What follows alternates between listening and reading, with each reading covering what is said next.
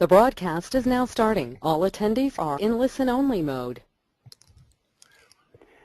Hi everyone, I'm Joe McTighe, Director of CAPE, and I am so glad you could join us for what I am confident is going to be a very valuable webinar on helping private schools develop their value narrative. Dr. Steve Robinson has been president of the Southern Association of Independent Schools since July of 2007. Before coming to SAIS, he was head of 2 independent schools and had extensive experience as an administrator in higher education. He earned his PhD in Applied Behavioral Studies in Education from Oklahoma State University. He's been a great friend of CAPE over the years, participating in our state CAPE gatherings and advising our board, and even serving as the catalyst behind the formation of our state CAPE affiliate in Arizona. But to capture the essence of Steve Robinson, you only need to know that he and his wife Rhonda recently answered a call to move to Honduras at the end of this school year, where Steve will serve as superintendent of schools for the Episcopal Diocese there.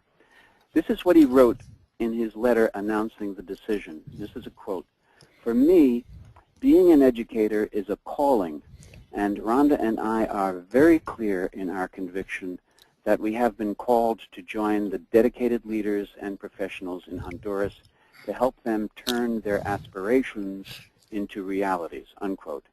Today, we're fortunate that Steve is with us to help turn our aspirations about promoting private schools into realities. So, Steve, thanks so much for doing this, and it's all yours. Take it away.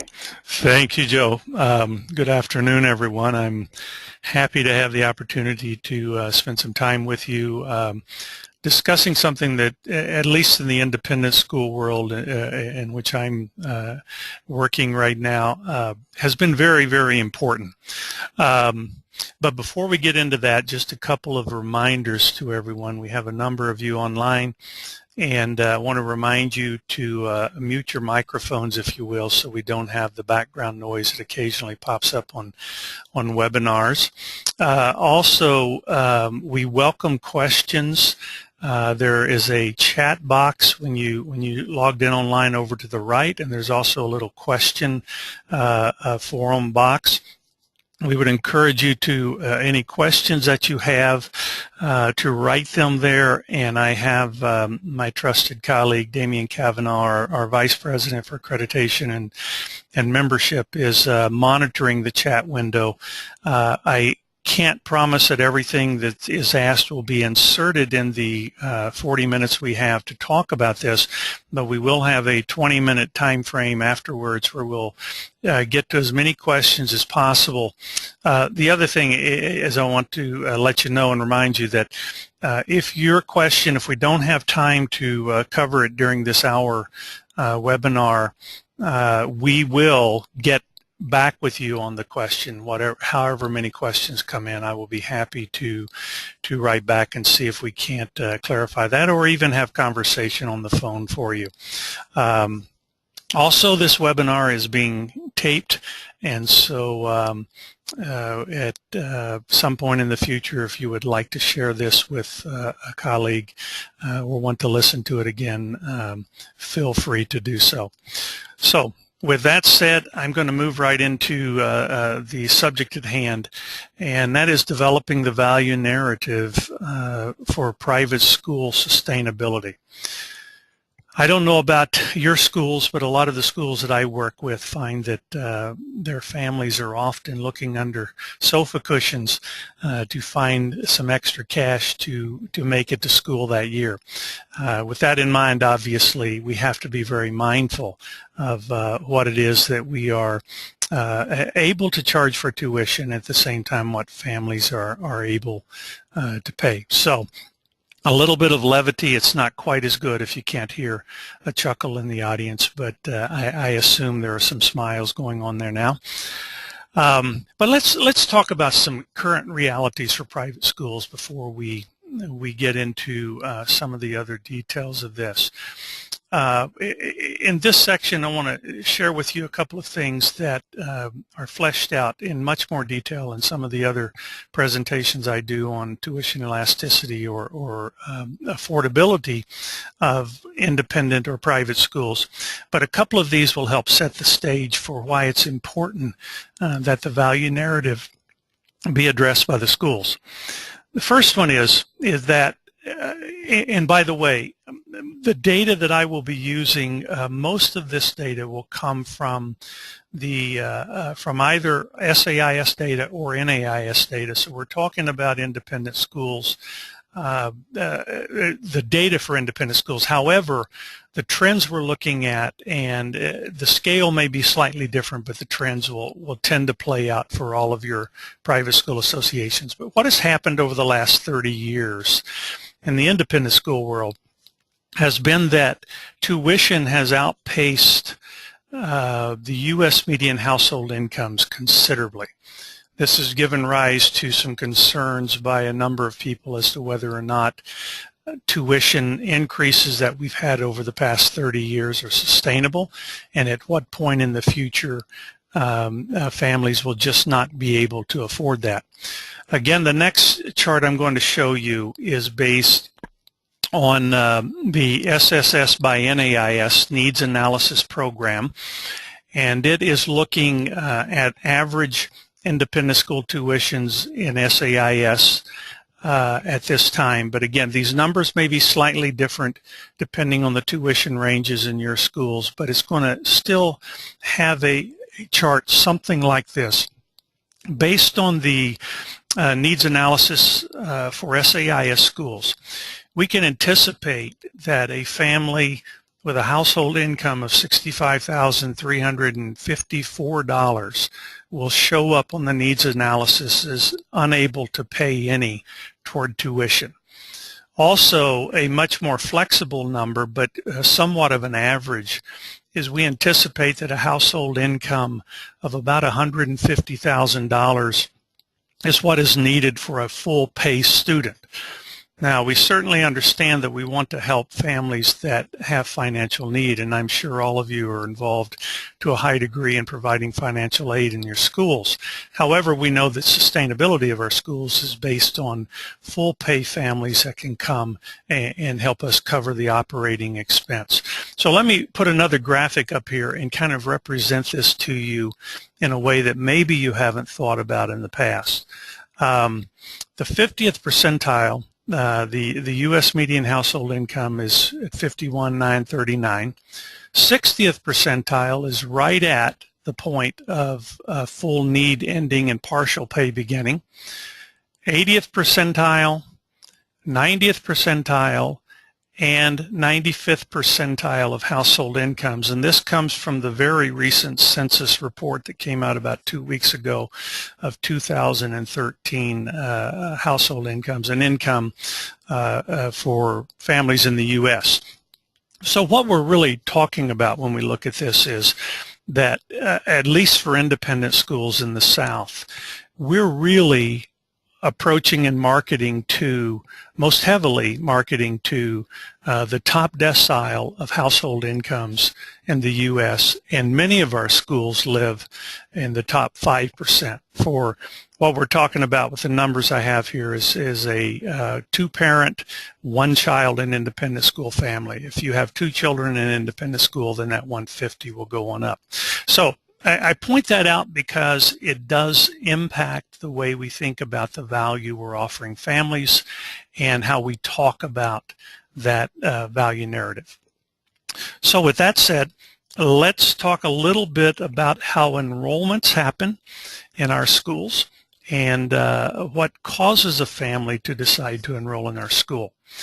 Now, I first started thinking about the cause of enrollment and why people stay enrolled in our schools when about 20 years ago I was the director of assessment at Oklahoma State University and was charged by the provost to do an analysis of why students in good standing were leaving the university without completing their degree.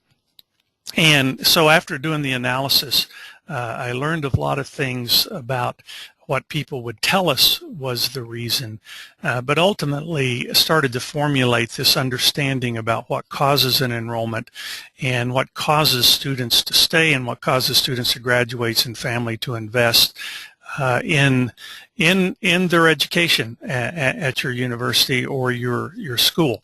And so I followed this up with a couple of other stints in universities and headmaster of 2 boarding schools, and I have found that what was understood about the enrollment decision is held true pretty much across the board. So let me share with you my take on how the enrollment decision happens for your school.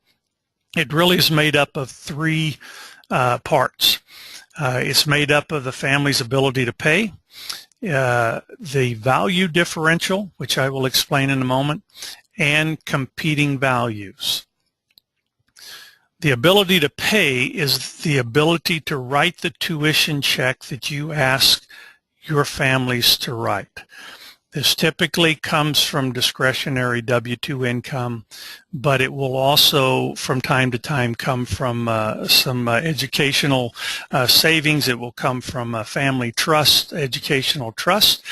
I know that Pat Bassett, the former president of NAIS and John Chubb's predecessor, said that it was estimated that about 30% of students in independent schools had all or part of their tuition paid by grandparents. So those are resources that some families have. And then what I'm talking about for this discussion is that financial aid factors in here as well, because I'm really talking about, do they have the ability to write the check you ask them to write? So all of those things impact what that family, the size check that the family is going to have to write. But their ability to pay that is a major factor in the enrollment process. Now, the second factor that I pointed out is that of perceived value of your school versus the perceived value of the alternative. And I labeled this value differential. It is how much greater is the perception of value in your school in the eyes of the families that are enrolling versus the alternative. For this argument, let's think in terms of the no-cost public school option or the charter school option. I understand that many of you compete with other private schools, and this plays out there as well, but it's a slightly different version and tweaking that model just a little bit. But let's talk about now private schools versus the no-cost public school. And so when I'm talking about the alternative school, we'll be referring to the public school. The third factor that I mentioned to you was that of competing values. Often families have very important and valuable and good things that they do as a family that will take advantage of or use up the discretionary income that a family might have. These can be houses, either vacation homes or larger primary homes. It can be recreational vehicles, it can be cars, it can be vacations, again, some of which could be argued are very educational for families, but it's where their values are related to how they should spend that discretionary income. So for those of you that prefer a mathematical equation, what I'm suggesting to you is that an enrollment decision happens something like this. There's the ability to pay times the perceived value of your school minus the perceived value of the alternative school plus the competing values equals a likelihood to enroll. And I know some of you that makes perfectly good sense, and some of you saying that makes no sense. So I have a picture here for those that want a picture. If a family has no ability to pay the check you've asked them to write, as tragic as it is and as much as it breaks all of our hearts, they can't enroll in a school that charges tuition. On the other hand, there is a continuum or a wide range, a scale of those that have some value to pay or ability to pay for tuition. So what I'm suggesting is that if a family's ability to pay is 1, then your school likely will need to have a value differential of close to 10. You're going to have to be a lot better than the alternative schools if they're going to sacrifice, do the sacrifice that it takes with such a limited ability to pay. On the other hand, if you have a Bill Gates that has what would be understood by most of us as unlimited resources, you probably just need to be a little bit better if you're going to get the family to enroll in your school. If you're slightly better, okay, they're going to pay the tuition and they're going to come. So understanding these variables that go into the enrollment equation is very, very important, because of these 4 variables, there's only one of them that we have the ability to impact in a rather substantial way. Most of our schools have a limited ability to do much more in financial aid. Most of the schools that I work with on a regular basis are fairly close to being tapped out, if not already tapped out, on what they can do with financial aid. Also, there's little that we can do to impact the perception of value of the alternative school. Now, we should honestly compare and contrast the value of our school with that of the alternative, but we're not going to run a smear campaign or trash the alternative schools.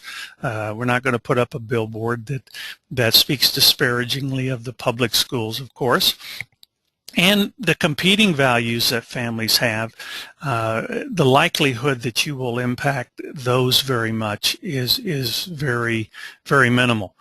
So when you look at these variables that we're dealing with on affecting the enrollment decision, and by the way, the enrollment decision is very important because it generates students, enrollments, and enrollments are where that we fund our schools. That's what sustains us. So the linkage there is obvious to everyone, but that's why we talk so much about enrollments, because ultimately it's about sustaining our schools. But the one variable that we have a potential to impact in a rather significant way is that of the perception of value of your school. And that is the reason that we need to think in terms of how we can enhance the value of our school in the eyes of those who would consider us. What I suggest that is important is that a school do a careful analysis of what I label as their value narrative. The value narrative being the large story, a kind of overarching story about what makes the school special, what it is that sets the school apart so that families will want to be a part of that school. Now, it is the big story and does not necessarily have to be the same story that is repeated to every stakeholder. In fact, I would suggest that every value narrative has different voices. The narrative being the large overarching story, and the voices being the voice for a very specific audience. So those of you who have been in schools, admissions offices ever, and worked with a 27, 28-year-old mother bringing her first child in for preschool or kindergarten, knows that the voice used with that mother will be slightly different than for the 40-year-old mother bringing her 5th child in for kindergarten and can't wait for the house to be empty when the child goes off to school every day. So different audiences have need different voices from the narrative. You have a different voice from your narrative for the parent than you might for the student. Same narrative, same values and qualities within your school, but the voice that is used from that narrative and the particular parts of that narrative can have a very distinctive voice. So perfecting the value narrative is what I would suggest is the one thing that schools can do to have the greatest impact on sustaining enrollments and thereby sustaining the school financially. So one of the things, one of the steps that I recommend, and I often will work with school boards or administrators in talking through some of this in detail, but one of the steps that I recommend is to conduct an assessment on what families really value, and then how your school is performing in these areas. The way that I do it is put together a simple little matrix like this with the 4 quadrants, on the vertical axis being what the families value, and I think I have an apostrophe S where it shouldn't be, so forgive me my typo here, but what families value in school. On the lower, the horizontal axis is the school's performance, low or high. And simply put, when you do an analysis on what the families value and how well the school is performing, your value narrative is that which families value to a high degree and you are performing very well. That is where your value narrative exists. But understanding what goes into that box is very important and will take a little work. Now, what comes up in this quadrant here is what families care a lot about, but maybe your school isn't performing quite as well in this area. And I would suggest that these are strategic initiatives that will enhance the value narrative when you address them and the performance that you have. So this is the window of opportunity to really enhance the value narrative of your school and what you're able to offer the families that are a part of your school. And by the way, I will point out some details later on some things you might do to get at this, but I would suggest that not only is it important on this putting this data together to understand the families that are currently in your school community, but there are some ways maybe to get at families that chose not to be a part of your community, and it would probably be fairly beneficial for you if you could get us some of that information also. Now, the third quadrant we'll talk about here is what I've labeled as distractions. And I label it as distractions because for schools that are performing very well in a given area, it gives you the potential to think that it is a really, really important program or it's important to the sustainability of the school, when in fact it is possible that you are really good at some things and families just don't care. They don't value that. Now, I'm not referring to in this statement, I'm not referring to anything that is mission specific or mission central to your school's mission. So for example, if you're a Christian school and you have chapel once a week or twice or 3 times a week, even if families don't say, yeah, that's important to us, if that's central to your mission, that I'm not referring to that here because you're going to do that anyway. But I'm talking about things that you're doing to try to add value to the lives of children and add value to the lives to families. So being very honest about this, the information that goes in the programs that go into this quadrant is very important. Now, you have a slight opportunity to move these distractions into the value narrative if you can educate your families on why what you're doing is very essential to them, and you can, in theory, increase the family's perception of value in those programs. But if that is not possible to happen, schools, I would suggest the schools really need to take a look as to whether the distractions are distracting you from your narrative and distracting you from your mission to a point that you might consider removing them. I would also suggest that often when I have seen confusion in a community about what a school is really about, And it's very important that, again, that narrative be consistent across your entire community and in the local town or city that you're a part of. Confusion happens when some folks are distracted by the things that are going very well, and start putting that as the point message in the community as it relates to the value of the school, when in fact it may not be adding value in the minds of others at all. So addressing that very honestly is also very important. And then this last quadrant I label as hindrances. These are the things that you're not really very good at, and by the way, no one cares.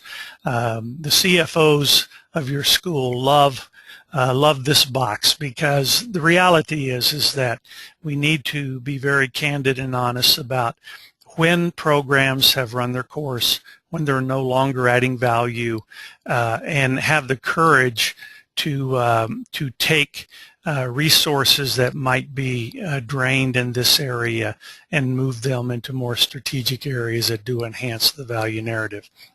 So when a school undertakes this type of conversation and takes a look at where you are relative to what is currently your value narrative, what are your opportunities to enhance and increase your value narrative, and then what is distracting or hindering that narrative.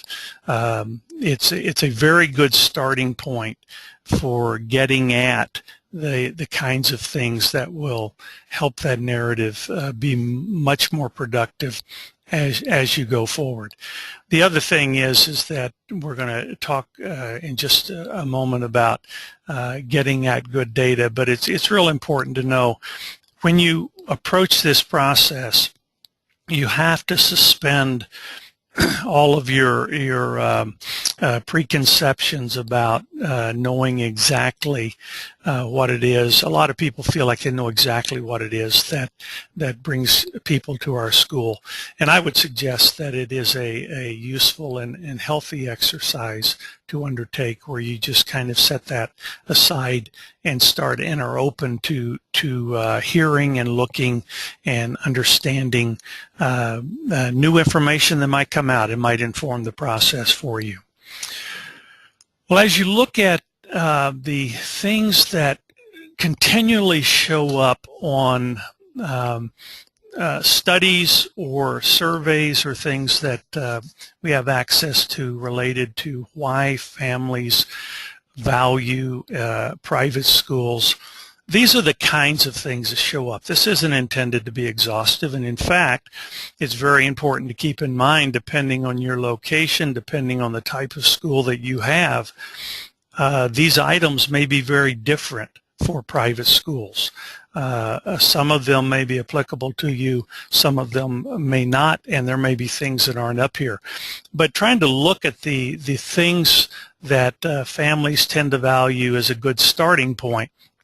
And most studies or reports that come out on this would suggest that safety is usually close to the top of the list for most parents. And I certainly understand that as a parent. I know that is very, very important.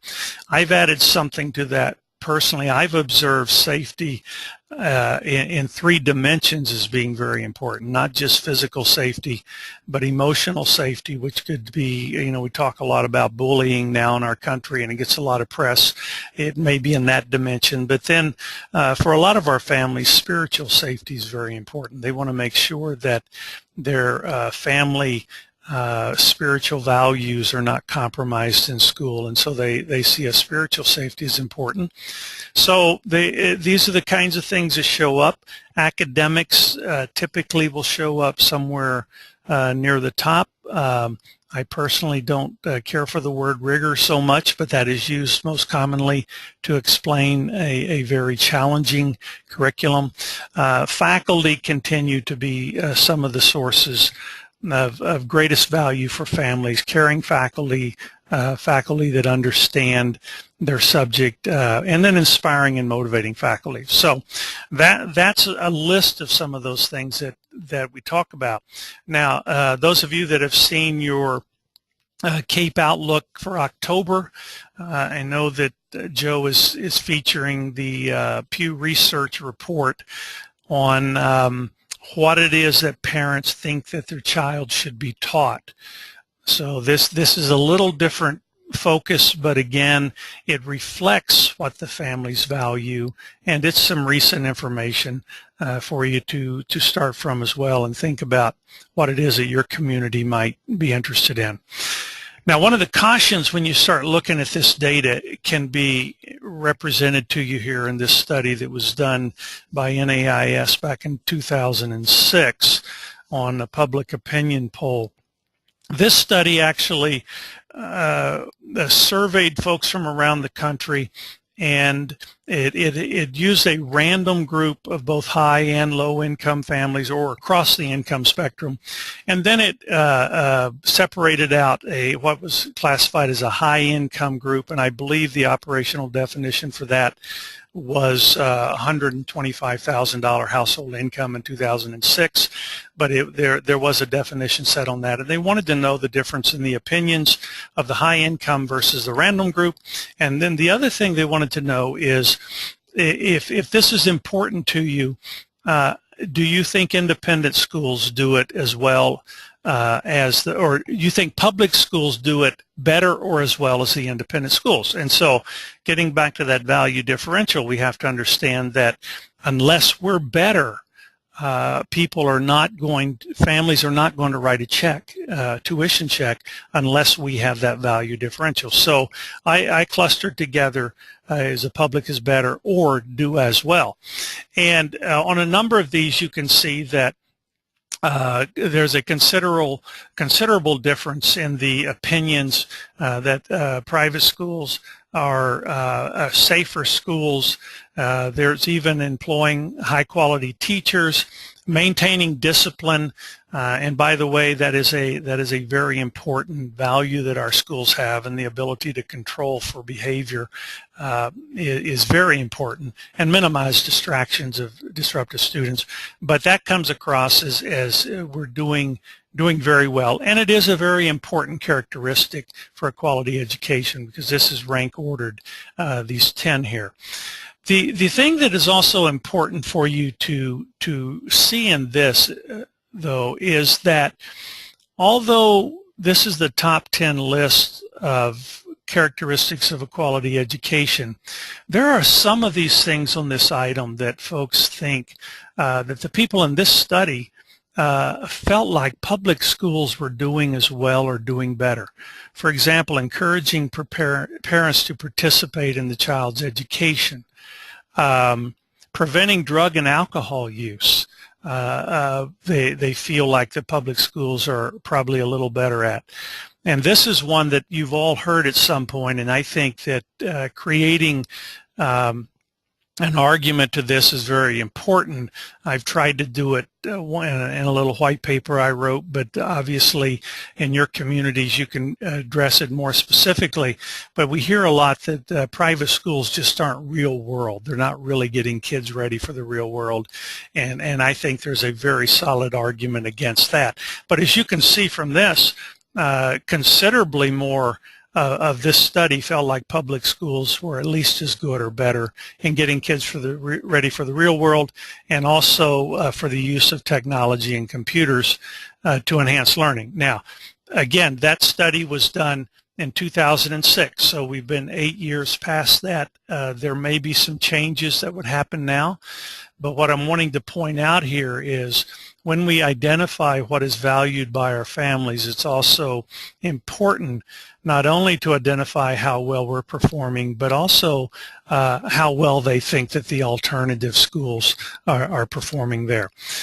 So moving along very quickly, I want to point out this is certainly not a sales pitch at all, but we developed a survey built with this matrix and my discussion I've just had for you about a year ago, and we've given several thousand parents this survey. But what we did on this is we wanted to get at what is it that families value, How well do they think the school is performing? And then we create a congruence coefficient, which is how congruent is the school with the expectations of the families, and it's about a 100-page report, I think it is, but it's a very lengthy report for the schools that are doing it. So this is the rank order in which the 2,500 or so families parents that have taken this fall with our schools have ranked them. But some interesting findings there that are worth exploring. But again, getting at the fact of what's important to families, how well you're doing, and then how congruent with that is very, very important. And these are the categories or by category. Again, congruence. Schools tend to be performing better than the parents say it's important. And coincidentally, I looked at the detailed list. Spiritual safety is about halfway up the list, where physical and emotional safety is at the bottom of that list for these folks that filled out this survey. So another way of looking at things, and I know we're running out of time on this, so let me go to a slide where we talk about important things to know as you start down this road to develop your value narrative. The first thing to know is that bad data is worse than no data. You have to be sure that the tools you use to collect the data, they're reliable, and that you in turn use the results in a valid way. Use any instrument, use any process that reliable process that you use to collect data. Use it in the way it was intended to be used. Second thing that's important to know is to collect accurate and therefore useful information. You have to create a safe environment in which people can respond. In fact, if I were to rank order these, this might be the number one characteristic here. One of the reasons that often outside groups are used to come in and do focus groups or conduct surveys is it gives a bit of separation between the school that is really wanting to know the information, and it creates a sense of safety for people to respond honestly. If the environment for the response is not safe, families will not necessarily lie to you, but they will tell you things that they know will get you off their back, and they can be down the road. I think it's important to know what families that chose to leave your school before their children graduated, why they made that choice. But the only way you're going to get that information is if you have someone who is capable of contacting them and making them feel safe in giving you an honest answer. It's one of the reasons I recommend to schools that you not do exit interviews with 5 or 6 different people and kind of bring the results together. I think it's important to have a person who understands how to create a safe space for people to communicate. Often they're people that are trained in counseling. It doesn't have to be, but someone who has that ability and lets people know when you're getting information from them that you're not going to twist their arm or try to talk them out of something you just really want to know so you can be better. This also, in my estimation, goes for those who applied to your school, you admitted to your school and chose to go somewhere else. So collecting information in a safe space, very important. Know what your current families value and how well they think your school is meeting that value. Know how well they think the public school or alternative schools are doing. Attempt to know that what those who didn't choose your school value and why they didn't think you measured up. Know the demographics of the community, perception of your school in the community. I would suggest that it's more important that your school be known outside the gates of your school as a place that everyone wishes they could be than it is for a place that everyone on the outside thinks is just a bunch of rich kids in there, and we wouldn't want to be a part of that. Community perception is very important, and I would suggest it's important to have a good perception out there. And then know the competition.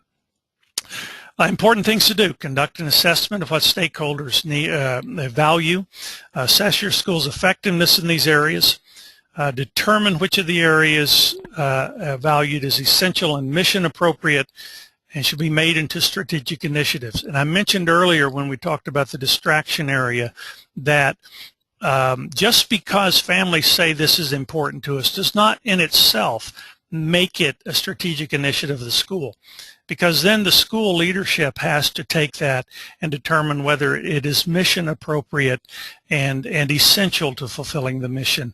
And if not, it's just something that families say they want but doesn't really fit into the program of the school, and that's okay. Then you refine the value narrative to highlight areas in which your school is effective and families value highly. So there may be things that really is drawing people to your school right now that you're not talking about in view books, that you're not actually even communicated it with your student tour guides or in the other ways that you disseminate information. So make sure that your value narrative collects all of those up-to-date and current things that connect with the values of families at your level of expertise and performance. Consistent value narrative using appropriate voice. What I mean is everyone from your board that is out in their different social groups communicating to families and to their colleagues and their peers, to your students, to the parents. All of their narrative is consistent with the overarching narrative. Now for the students it may be, you know, their athletic program is amazing, and for the parents it may be their academic program is amazing, and both are true. That's the voice I'm talking about, but you need to make sure that what is getting out is consistent and does not confuse the community, because we still know that most families come to our schools by virtue of word of mouth, and it is very important what the narrative is in the community. Avoid or eliminate distractions or hindrances to your narrative. Figure out what to do with those things that fall down in those lower boxes. And then important things to ask: what do your parents value? What is valued by those who did not enroll? Which of these things that are valued do you do exceptionally well? How does that compare to the no-cost school options? And are there things that are valued you are not doing that would be mission appropriate for you to do? So with that said, I found myself rushing there toward the end, but we wanted to make sure we had plenty of time to address some questions if you have them. And so with that said, I will stop talking and see if Damien has some questions for me. Okay. We will make the slides available. Yeah, we can make the slides available to you, and we will be on the lookout for an email, and we will get it. We will get slides to you in the near future. I understand from one of these notes he handed me that for some of you that the bottom of the slides might have been cut off a little bit. So hopefully you didn't miss much, but we can make the whole PowerPoint available to you, no problem at all. And yes, it is being recorded, so you should be able. We'll send you the link also on how to play the recording back. Are there other questions?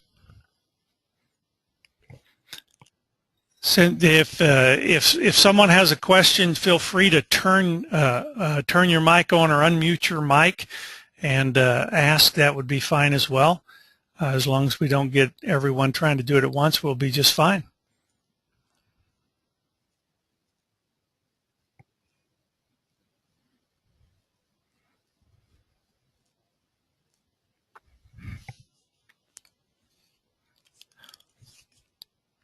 It's a quiet group. Of course, when you mute your mics, I'm guessing that's what happens.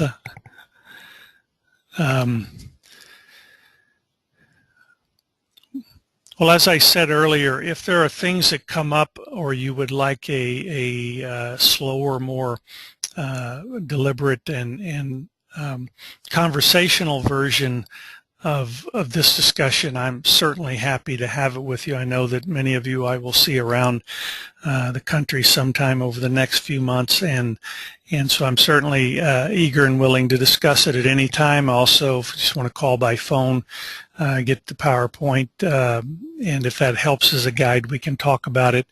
And certainly in a 45 minute discussion on something that easily could take 2 or 3 hours, there are a lot of things I just skimmed over that I'd be happy to share in more detail with you and make sure that it makes sense to you.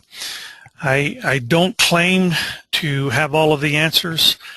This just happens to be an area that I've thought a lot about, and I've tried to understand it very well, and I feel pretty confident that the value narrative is creating that narrative for schools, and thinking about it is one of the most important things you can do for your sustainability going forward. This is Joe interrupting here. Not a question, but some comments. This was just very, very valuable. A lot of fundamental theory, but also practical suggestions for action, a lot of useful data. And I had high expectations going in, but you certainly exceeded my expectations. And I think one sign of how engaged people were is we didn't lose people. I mean, it's easy for somebody to just click on a window and close out the session, but we had people stay with us the whole time. So that's a tribute to how valuable this was and how engaging your presentation was. So thank you so much for this. Well, excellent. I'm really very grateful. Okay, well, thank you, Joe. Damien tells me that there are questions. For some reason, he's not seeing them, so let me see if we can. Questions, okay. Okay, well, we're going to get some questions here in just a second.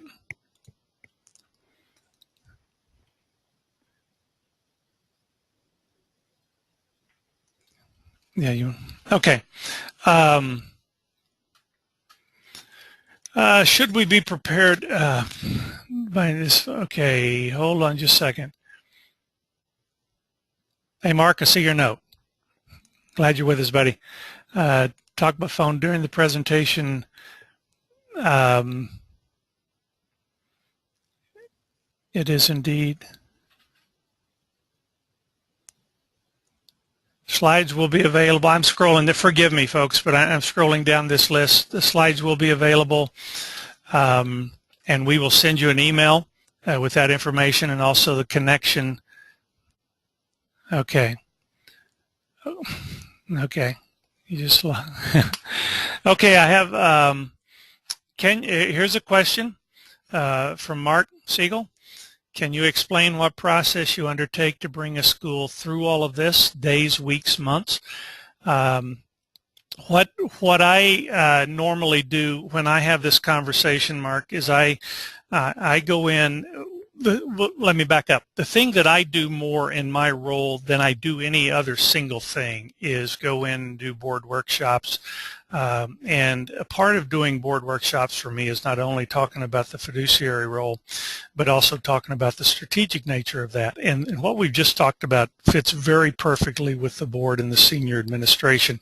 So I usually go in and lay it out, as we've talked about, in a little more detail, fleshing out some of the details, and then leave it to the board to actually carry out some of these processes. If you were to do, for example, just collecting the information on how well the school is performing is no immediate task for most schools. And in fact, sometimes it works hand in glove with their self-study for accreditation. And so ultimately, it's going to be a process that will extend probably over the better part of a school year to really try to understand families' values as well as understand how well the school is performing. But it's when you get a basic framework that you're working from, like we just went through, then schools can start plugging in the pieces with that. And with our schools, I'm available to walk them through things at other times in the year. Obviously, with almost 400 schools, I cannot give a week of my time to every school, but I try to give at least a day of my time to all of our schools every year. And so I help them as much as I can, but the process is a little longer than just a one-day deal. That's how we get started, but they have to collect data after that. So, and there's another question, do you have sample surveys? Yes, if you go to sais.org/survey, you can see what we have. And again, I'm not doing this to sell surveys because we don't make anything really on what we do, but they're available to anyone that it makes sense to. And you can see samples and you can see videos and exactly how it works from there. Okay, Tim wrote, what have been some strategic initiatives that you have seen successfully move into a school's value narrative? There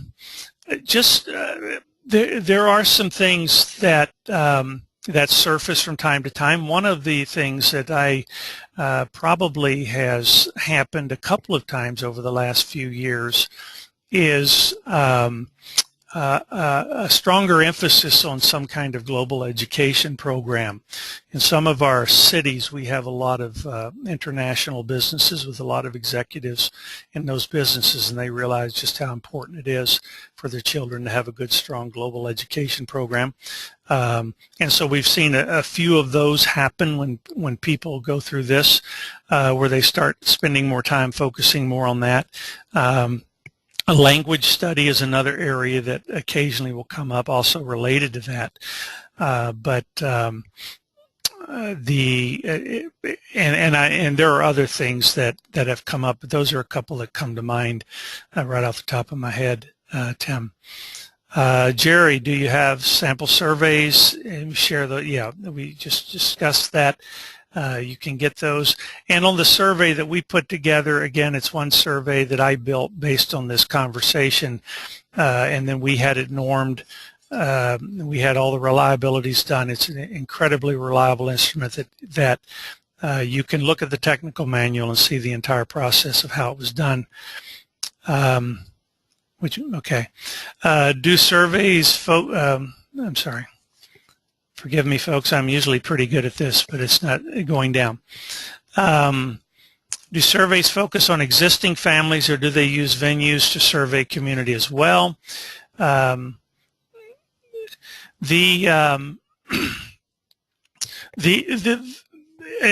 and the survey that we did is one survey, but I'm going to talk generally about what you need to do, and ours can be used across different groups. But there are other things you can do. If it's not this survey, there are other things you can do to reach out to different groups. I really think you have to collect information from more than just your existing families. They're kind of the captured audience that you can usually get pretty good response rate from. It takes a little more creativity and a little more design to figure out how you learn what the community thinks about you, really. How you learn why families that could be in your school and maybe should be in your school are not in your school or didn't think your school was an option for them. So I can flesh some of those out in detail going forward, and I'm happy to address that as I can. But I think you do have to make sure you're collecting information outside of just your existing families, although obviously they are very important. Fine arts. I'm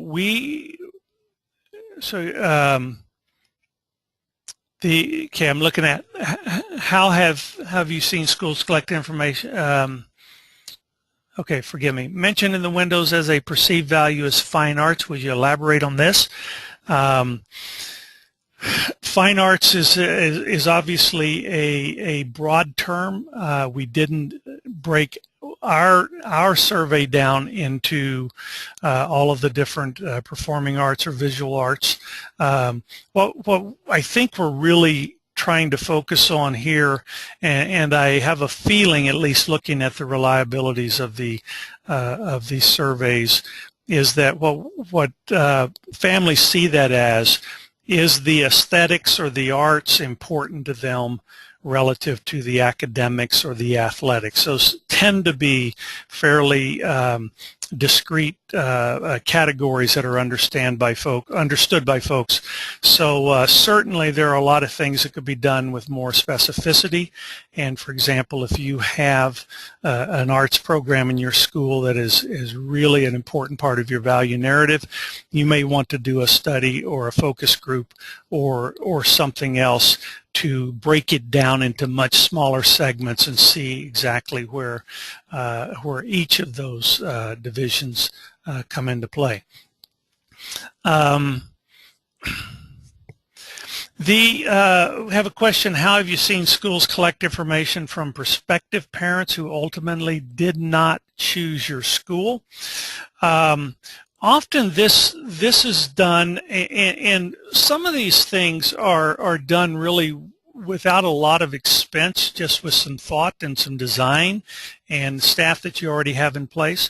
Sometimes schools decide to undertake a study where that they will bring in a third-party research group of sorts and conduct focus groups throughout the community. Obviously, it depends on the size of your city and it depends on a lot of things, but we have seen schools actually commission a study done of high school age families with high school age students in town that were attending private schools.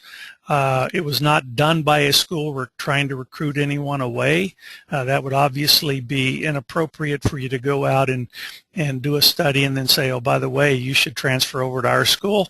But it was commissioned as a way of trying to understand what went into the decision process of the families that were selecting private schools but did not select theirs. The other thing that can happen with that is that you can often have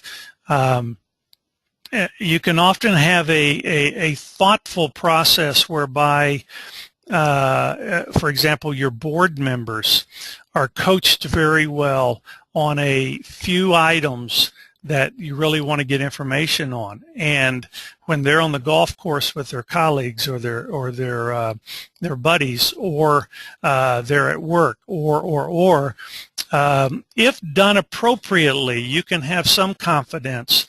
And if the questions are fairly consistent, you can have some confidence that just collecting anecdotal information across a couple of different touch points can provide you some information. You probably wouldn't want to make major decisions based on that information, but it certainly can lead you down a road of understanding that you wouldn't have otherwise. So again, there are a number of things we can do, and just too little time to flesh them all out.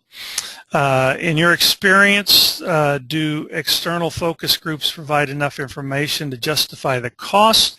I think that, and that comes from Bill, I think that it would be largely dependent upon the size of community that you're dealing with.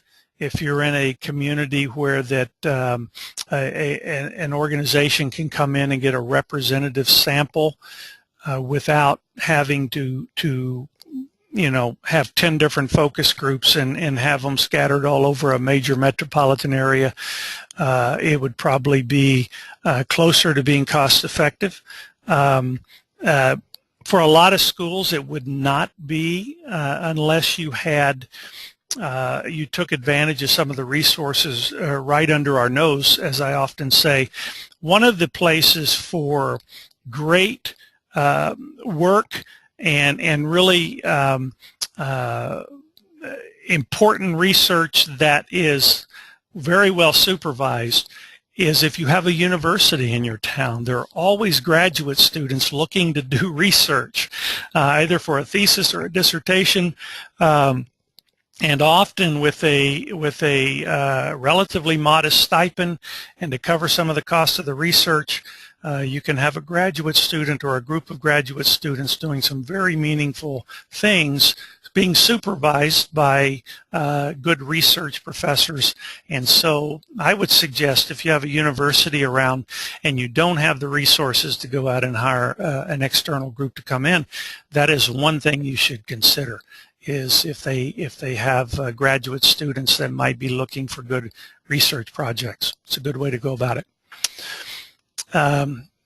Going to your tuition increase versus household income slide, in your experience, what would you have seen is the max or cap for a tuition increase from one year to another? And that comes from Jerry. What has happened in the independent school world over the last 30 years has been approximately CPI plus 4%, which will tell you that it's outpaced the cost of living over that time, and that's the reason for the graph.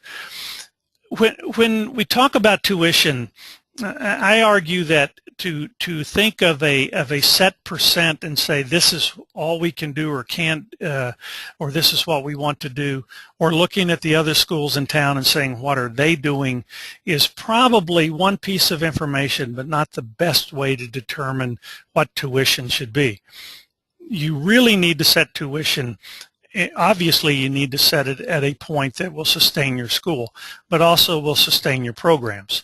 The schools that are very frugal will be able to have some savings if they look carefully. At the same time, you don't want to shortchange your programs when you don't have to.